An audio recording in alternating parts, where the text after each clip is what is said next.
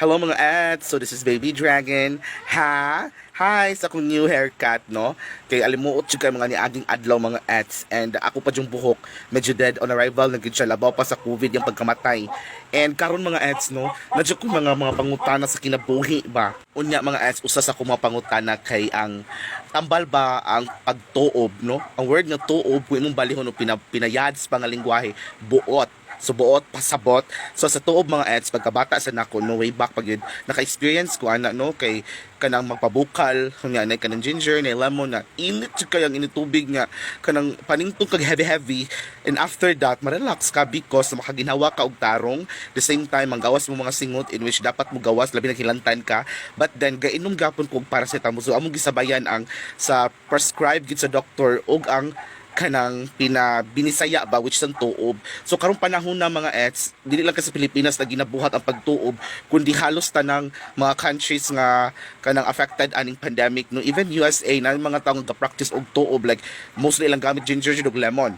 And for the Philippines kay di beta dato mga ex, no, so kasagaran gyud nato the first thing gyud na mahuna-hunaan is magtuob gyud before magpa-check up, before magpa-konsulta og doktor. Kay again nagkuwang gyud og mga doctors karon and dili gyud siya panahon para mag kanang atong silang labdon kay ilang ulo labad na gidaan, no.